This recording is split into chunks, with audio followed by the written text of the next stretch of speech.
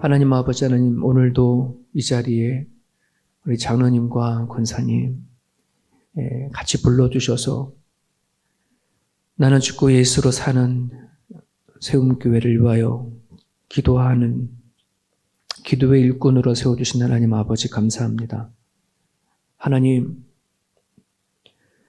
주님이 말씀하셨습니다. 마지막 때가 되어지거든 모이기를 더 힘쓰라고 말씀하셨는데, 하나님, 저희들은 모이기가 힘쓰기가 어려운 시대를 살아가고 있습니다.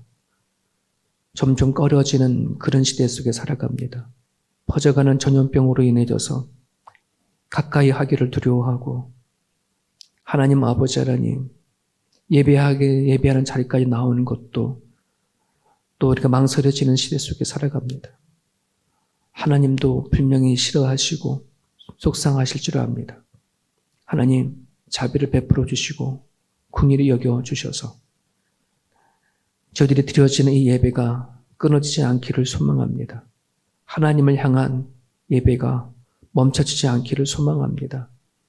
주님 도와주시고 함께하여 주시옵소서.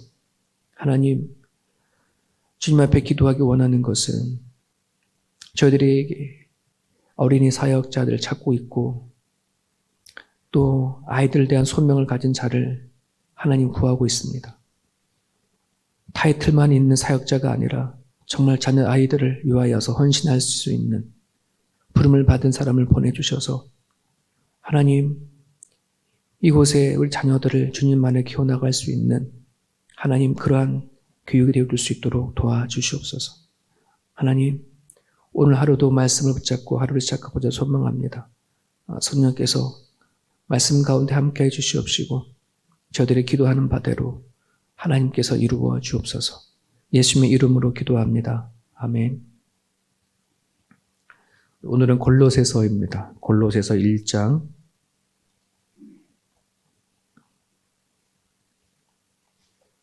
골로새서 1장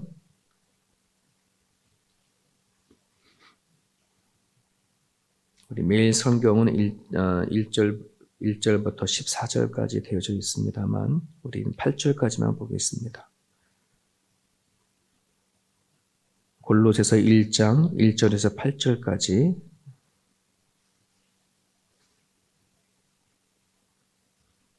우리 같이 있습니다. 골로새서 1장 1절에서 8절까지. 하나님의 뜻으로 말미암아 그리스도 예수의 사도된 바울과 형제 디모데는 골로새에 있는 성도들 곧 그리스도 안에서 신실한 형제들에게 편지하노니 우리 아버지 하나님으로부터 은혜와 평강이 너희에게 있을지어다. 우리가 너희를 위하여 기도할 때마다 하나님 곧 우리 주 예수 그리스도의 아버지께 감사하노라. 이는 그리스도 예수 안에 너희의 믿음과 모든 성도에 대한 사랑을 들었으며 너희를 위하여 하늘에 쌓아둔 소망으로 말미암으니 곧 너희가 전에 복음 진리의 말씀을 들은 것이라. 이 복음이 이미 너희에게 이름에 너희가 듣고 참으로 하나님의 은혜를 깨달은 날부터 너희 중에서와 같이 또한 온 천하에서도 열매를 맺어 자라는도다. 이와 같이 우리와 함께 종된 사랑하는 에바브라에게 너희가 배웠나니 그는 너희를 위한 그리스도의 신실한 일꾼이요 성령 안에서 너희 사랑을 우리에게 알린 자니라. 아멘. 골로새라고 하는 이 지역은 현재는 터키 지역의 한 지역 이름입니다. 이것에 세워진 교회에 바울이 이제 보내는 편지가 골로새서입니다. 골로새 교회는 바울이 세운 교회가 아니고 7절에 보게 되면 에바브라라고 한 사람이 나오죠. 이 에바브라가 위에서 세워진 그런 교회입니다. 어느 날 에바브라가 바울이 로마 감옥에 갇혔다라고 하는 소식을 듣게 되어지고 그를 방문하게 됩니다. 그러면서 그 감옥에서 이제 바울과 교제를 하는 과정 가운데 이제 에바브라가 이제 교회 사역자로서 사역하는데 힘겨운 거, 어려운 부분들을 같이 공유하고 나눴겠죠. 이제 그 내용을 들으면서 바울이 이제 본인이 이제 문제를 이렇게 깨닫게, 그러니까 그 골로새 교회의 문제를 깨닫게 되어지고 또 안타까운 마음을 가지고 그에게 이제 편지를 써서 이제 보내는 그런 내용입니다. 그래서 성도들에게 이것을 읽어주면 좋겠다 이런 뜻에서 보낸 그런 편지입니다. 골로새 교회 문제는 사회생활을 하다 보면서 만들어지고 또 깊게 배워지게 되고 터득되어지는 그런 가치관들이 있을 거 아닙니까? 그런 가치관들이 잘못되어진 가치관을 갖게 되어졌고 그리고 그런 가르침 때문에 삶의 방향을 잃어버린 성도들 향해서 쓰는 그런 편지입니다. 그것이 이제 골로새 교회의 문제였던 거죠. 그래서 바울은 작정하고 그들의 신앙인으로서 하나님을 믿는 그리스도인으로서 방향을 잡아주고 또 그들로 하여금 어떤 것이 진정한 가치가 있는 삶인 것인지를 알려주기 위해서 쓴 그런 편지입니다. 아프리카에 있었던 실화 하나를 같이 말씀을 나누면서 본문을 이렇게 나누고자 하는데요. 아프리카의 한 탄광에 6명의 사람이 이제 갇혔다고 합니다. 탄광 속에 남아있는 이제 산소는 한 4시간 정도밖에 쓸 수 있는, 한계가 이제 4시간 정도라고 이제 하는데, 거기에 갇혀지는 이제 사람들이 그 4시간 동안 이제 버텨되어지는 겁니다. 근데 그 중에 한 사람이 다행히 야광 시계가 있어서 그 시계를 보면서 이제 측정하는 거죠. 그럼 30분만 될 때마다 그 시계를 찬 사람이 30분 지났어요. 이러는 거예요. 같이 있던 책임자가 이러면 안 되겠다 싶어서 얼른 시계를 뺏어가지고 내가 알려줄 테니까 자꾸 물어보지도 말고 내가 30분 되면 할 때마다 알려줄 테니까 그렇게 하라고. 그러면 책임자가 이제 30분 지날 때마다 얘기를 하는데 30분은 지날 때 얘기하지 않고 35분 지나면 한 번 얘기하고 또 40분 지나면 이제 얘기 한 번 하고 이제 시간을 조금 이제 늦춰주기 위해서 왜냐면 사람이 저거 할까봐. 자, 그렇게 해서 버티고 버텼어요.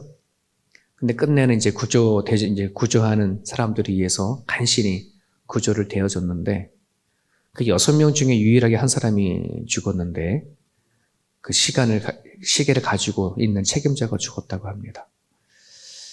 참 아이러니하죠. 왜 그런가를 봤더니 이제 본인만 아는 거예요. 지금 4시간 넘어 4시간이 다 지나갔고 이제는 한계선에 다 닥쳤고 조금 있으면 죽겠다 싶은 거고 그런데 시간을 이제 기다리고 있는 사람들은 아직 4시간 안 됐다라고 생각을 하는 거죠. 여러분 시간이라고 하는 것은 객관적인 사실이에요. 똑딱똑딱 흘러가니까. 하지만 그 시간과 개의치 아니하고 자기가 마음속으로 측정하는 시간들을 갖고 있을 거 아니냐요. 그것이 더 가치가 있고 더 중요하다 이런 말을 합니다. 여러분 우리가 이제 2021년 12월 달력 하나를 넘어가는 게 이제 조금 시간 문제잖아요. 뭐 젊은 아이들이야 시간 가면 너무너무 이렇게 나이가 먹어가는 걸 좋아하고 빨리 어른 되고 싶지만 이미 어른이 되신 분들은 나야 이게 이제 달력 한 장 넘기는 걸 되게 두려워하고 싫어하지 않습니까? 시계나 뭐 달력이나 이런 거는 객관적인 사실입니다. 우리가 어떻게 한다 하더라도 막을 수 없는 거지만 중요한 거는 우리의 마음속에 가지고 있는 그러한 시간이라고 생각이 되어집니다. 내가 80, 90이 되어졌다고 하더라도 마음은 내가 갖고 있는 그 시간. 네. 우리가 나이가 70이라고 하더라도 나는 많이 늙었어 라고 하면 정말 늙어지는 거고요. 나는 젊어 라고 하면 또 젊게 사는 거 아니겠습니까? 시계는 그때그때 객관적이고 현실적인 걸 말해줄지 모르지만 나침판이라고 하는 것이 있습니다. 그건 방향을 정해주는 것입니다. 그런 부분들 안에서 오늘 골로새서라고 하는 이 책은, 이 편지는 하나님을 믿는 사람들에게 무엇을 가르쳐 주냐면 방향을 성정해 주는 겁니다. 나침판 같은 역할을 해주는 것입니다. 믿음의 뿌리를 어디를 내려 되어지는지, 신앙인으로서 어떠한 가치의 삶을 살아가야 되어지는지, 그것을 알려주는 겁니다. 그래서 오늘 이 본문 안에는 바울이 골로새 교회인들에게 인사 말씀을 먼저 인사의 글을 적는 그 과정 가운데 골로새 성도를 바라보는 그 시각이 있고요. 방향이 있고요. 또 그리스도의 사람이라는 사람은 어떠한 방향을 갖고 살아가야 되어지는지 오늘 이 짧은 인사말에 담겨져 있습니다. 어떻게 보면 바울이 교회를 바라보는 가치관이기도 합니다. 나침반에는 동서남북 네 가지 방향이 있듯이 오늘 본문 안에도 우리 그리스도인들이 가져야 할 시선 네 가지가 기록되어져 있습니다. 그러니까 첫 번째 하나가 뭐냐 그러면 4절에서도 바울이 이제 언급하고 있는 것처럼 우리가 그리스도인이라면, 하나님을 믿는 성도라면, 한 교회를 섬기는 사람이라면 우리들의 내면에는 예수님을 향해서 항상 있어야 한다. 예수님을 품어야 한다. 여러분, 교회는 예수님을 머리로 하는 공동체라고 얘기하잖아요. 그렇기 때문에 정말 예수님이 우리들의 마음에 두지 아니하게 되어지면 우리가 인생 살아가는 데에 방향을 놓쳐버린다. 그 얘기를 하고 있습니다. 그래서 항상 바울이 쓴 편지 서신을 보게 되어지면 항상 우리들 마음 가운데 예수님을 품고 살아가기를 원하는 그 메시지는 항상 빼뜨려지지 않아요. 그리스도인이라면 필수적이고 절대적인 삶의 방식은 예수님이어야 한다는 말입니다. 예수님이라면 어떻게 하셨을까라고 하는 것을 기본적인 생각을 가지고 살아가야 한다는 것입니다. 옛날에는 바다를 항해하는 어부들이 북극성을 바라보고 항해했다고 하지 않습니까? 마찬가지로 우리 그리스도인들의 신앙 속에 북극성은 오로지 예수님이어야 한다는 말입니다. 그래야 우리가 살아가는 데 있어서 어떠한 어려움이 닥친다고 하더라도 흔들리지 않고 갈 수 있습니다. 바다에는 수시로 불어오는 풍랑이 있고 또 파도가 있고 어려움들이 많지 않습니까? 그럼에도 불구하고 그 배에 또 바라보는 방향이 예수님이었다면 아무 문제가 되지 않는 겁니다. 풍랑 맞은 제자들이 예수님과 함께 있었을 때에 넉넉하게 그 시간을 이겨나갔던 것처럼 오늘 우리들이 이 시대를 살아가는 데 있어서 그리스도인들이 세상을 살아가는 데 있어서 예수님이 아니라고 한다면 우리는 많이 흔들릴 수밖에 없고 많이 절망할 수밖에 없고 또 여러 가지 부딪히는 여러 가지 일들로 인해서 낙심하지 않을 수밖에 없다는 말입니다. 목회를 하면서 가장 안타까운 부분들이 이런 부분들입니다. 분명히 예수님 믿고 신앙생활을 하는데 우리는 한 가정을 살아가는 것도 부부가 마음이 안 맞아서 다투고 싸우고 하는데 이 교회라고 하는 공동체가 한두 명이 모이는 게 아니고 여러 가정이 같이 모여서 하나님 믿는 그런 공동체인데 문제가 없는 게 이상한 거죠. 그렇지 않습니까? 서로 마음이 안 맞는 사람이 있는 게 당연한 거지 않습니까? 근데 이러한 것들이 도리어 내가 정말 힘들어하는 일들이 되어지거나 또는 이해되지 못해져서 우리는 때로 고통 가운데 생긴다고 한다 그러면은 참 어떨 때 참 안타까움이 참 많습니다. 그래서 항상 예수님을 마음에 두고 살아가지 아니하면 모든 부분들을 예수님의 중심으로 가지 아니하게 되어지면 우리는 참으로 넘어질 수밖에 없고 또 귀한 이 공동체를 끝까지 사랑할 수 없는 그런 지경까지도 갈 수가 있습니다. 알렉산더에게는 좋은 말이 한 필이 있었다고 합니다. 그런데 힘도 좋고 잘생기고 너무 좋은데 너무 난폭한 게 힘들어서 어느 누가 이 말을 잘 이렇게 조련할 수 있는 사람이 없었다고 합니다. 그래서 한 번은 알렉산더가 도대체 저 말을 타고 싶은데 저 말이 왜 그렇게 난폭한가 한참을 이렇게 보았는데 그 말이 자기 그림자를 보고 자기가 놀라는 그런 이제 습성을 갖고 있었던 거예요. 제가 지금 저렇게 난폭하는 거가 자기 그림자가 누구를 쫓아오는 줄 알고 그런가? 그렇게 해서 그 말을 그림자가 생기지 않은 방향, 태양을 바라보고 달리도록 했대요. 그랬더니 잘 달리는 거야. 그래서 알렉산더가 그렇구나. 얘가 자기 스스로 뭔가 두려워한 것이 있었는데 그거를 해결해 주니까 좋은 말이 되어졌다는 이야기가 있거든요. 여러분이 인생 살아가다 보면 항상 그림자 어두운 부분들도 있고 또 좋은 햇빛이 드는 부분들도 있고 이 두 개가 같이 항상 왔다 갔다 하잖아요. 근데 이 어두운 부분들을 바라보고 살아가게 되어지면 그것을 끝까지 마음속에 붙잡고 살아가게 되어지면 여러분 우리는 오늘을 기쁘게 행복하게 주님 안에 감사하고 살아가야 할 이 하루가 되게 엉망이 될 때가 많이 있습니다. 그런 부분들 안에서 그리스도인이라면 항상 마음 가운데 길이고 진리고 빛이 되시고 생명이 되시는 그분을 바라보기를 원하시고 있습니다. 두 번째 방향은 사랑입니다.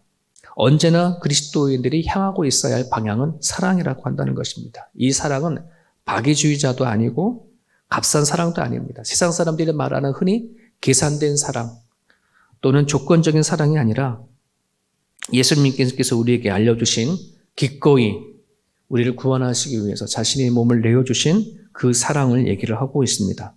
그래서 예수님께서 이렇게 말씀하셨죠. 내가 너희를 사랑한 것 같이 너희도 그를 남을 사랑하라. 그리 할 때 네 제자인 줄 알리라 라고 말씀하잖아요. 그러니까 예수님의 사랑을 우리가 안다 그러면 너희들이 반드시 가져야 할 것이 사랑이라고 하는 것이라고 분명히 알려주고 있습니다. 남자나 여자나 또 어린아이나 나이 드신 어른들이나 할 것 없이 누구나 다 사람이라고 한다 그러면 사랑을 받아야 하고 또 사랑을 또 할 수 있는 상대가 있어야 합니다. 그래야 행복합니다. 그래야 삶의 의미가 있고 목적이 있는 것이지 그 사랑을 우리가 받지 못하게 되어지면 하루하루가 힘들고 불행하게 되어지죠. 자, 그런데 그 사랑은 내 안에서 만들어지는 게 아니고 그러니까 내 능력으로 만들어지는 것이 아니라 하나님으로부터 부어줘야 그 사랑을 할 수 있습니다. 그래서 예수님은 사랑이다, 하나님은 사랑이다 이런 말을 하잖아요. 하나님은 사랑 덩어리예요. 우리 인간에게 있는 사랑이 어디서부터 왔느냐? 그건 하나님부터 온 것을 성경 얘기를 하고 있잖아요. 그렇기 때문에 오늘 저나 여러분들이나 교회의 온 성도들이 가져야 할 믿음의 목표가 있다면 그건 바로 사랑이어야 된다고 생각이 되어집니다. 네. 살아가면 살아갈수록 사랑이 더 깊어질 수 있도록 또 사랑을 그만큼 할 수 있도록 이게 바울이 골로새 교회에게 그리스도인들이 꼭 가져야 할 방향으로 얘기를 하고 있습니다. 세 번째는 5절에 보면 알 수 있습니다. 하늘에 우리를 위해 쌓아둔 소망을 얘기를 하고 있습니다. 소망을 바라봐라 이런 얘기입니다. 우리가 살아간 삶의 터전에는 얼마든지 수많은 상처가 있고 아픔이 있고 원망이 있고 불평이 있을 수가 있는데 근데 우리들이 바라보는 소망이 하늘에 두고 살아간다고 한다면 얼마든지 그 모든 불평과 어려움과 원망들을 이겨낼 수 있음을 얘기를 하고 있습니다. 사람마다 이 땅에 성공하고 싶지 않은 사람들이 어디 있겠습니까? 이 땅을 살아가면서 물질을 구애받지 않고 편안하게 살고 싶은 사람들이 어디 있겠습니까? 하지만 그 모든 것은 내 뜻대로 되어지지가 않습니다. 만약에 그것이 내 뜻대로 되어질 때까지 기다리고 살아간다 그러면 아마도 우리는 행복할 시간도 없고 기쁨으로 살아갈 시간도 없을 거라고 생각이 되어집니다. 그래서 하나님은 우리가 이 세상을 살아나갈 때에 마음을 하늘에 두고 마음을 하늘에 두고 살아가라라고 얘기해서 보물을 하늘에 쌓아두라 얘기하지 않습니까? 우리가 살아가는 과정 가운데 항상 남과 비교하는 의식들은 우리 가운데 떠나지 않습니다. 내가 누구를 보든 또 어떤 삶을 살아가든 서로 간에 비교하여 보기도 되어지기도 하고 또 남의 삶을 부러워보기도 하고 또 내 삶이 얼마큼이 되어졌나 확인해 보기도 하고 우리는 그런 과정 가운데 자꾸 우리의 마음에 다른 데 방향을 두고 있어 버리면 자꾸 비참해져 버릴 수도 있고요. 자꾸만 나한테 없는 것만 바라보고 살아가게 되어지지 있는 것은 보지 못하는 그런 삶이 되어버려요. 하지만 우리가 바라보고자 원하는 소망을 하늘에 두고서 살아간다면요 신기한 일이 벌어집니다. 나한테 없는 게 보이기 시작해요. 내가 가진 것을 다시 우리는 보이게 되기 시작한다는 것입니다. 오늘 저나 여러분들이나 하루하루 살아가는 데 있어서 마음을 어디에 두고 살아가느냐 어쩜 이것이 오늘 우리의 신앙 상태를 말해주는 것이라고 생각이 되어집니다. 저나 여러분들이나 정말 살아가는 과정 가운데에 이 땅이 아닌 하늘에 소망을 두고 살아갔으면 좋겠습니다. 마지막 하나 더 방향이 있습니다. 6절에 얘기합니다. 온 천하에서도 열매를 맺어 자라는도다. 바울은 교회를 바라볼 때에 이 교회가 열매를 맺는 단계냐 아니면 씨 뿌리는 단계냐 이런 것들을 정확하게 볼 수 있는 눈을 가지고 있었습니다. 여러분 세움교회는 씨를 뿌리는 단계입니까? 아니면 좀 펴서 싹이 난 단계입니까? 주류기가 뻗은 단계입니까? 꽃무늬가 핀 단계입니까? 열매를 맺는 단계입니까? 우리가 이거를 볼 수 있어야 합니다. 그냥 사람들이 많이 성장했다고 많이 왔다. 이거를 보고 우리는 부흥이다 뭐다라 볼 게 아니라 정말 우리들이 성도들이 하나님 앞에 예배하는 모습들, 살아가는 삶 가운데에 정말 하나님이 원하시는 그 열매를 맺혀져 가는가를 볼 수 있는 눈이 열려질 수 있기를 바랍니다. 바울은 하나님 안에서 그걸 볼 수 있는 눈을 가졌습니다. 그리고 하나님이 원하시는 열매가 무엇인지 알고 있습니다. 그는 바로 새 생명이거든요. 생명이거든요. 예수님 믿고 새롭게 거듭나고 새로운 삶을 살아가는 것. 예수님 안에 이전 것은 다 버려버리고 하나님이 원하시는 삶을 살아가고자 발버둥을 치고 살아가는 그 한 생명이 귀한 것인지 알고 살아가거든요. 여러분, 우리가 그런 것을 볼 수 있어야 됩니다. 정말 누가 새 생명을 얻고 정말 살아가려고 하는가? 누가 정말 거듭났는가? 이젠 말하지 않아도 어떤 사람이 거듭난 사람인지, 하나님이 원하는 사람이 어떤 사람인지 우리는 볼 수 있는 눈을 가졌다고 생각이 되어지거든요.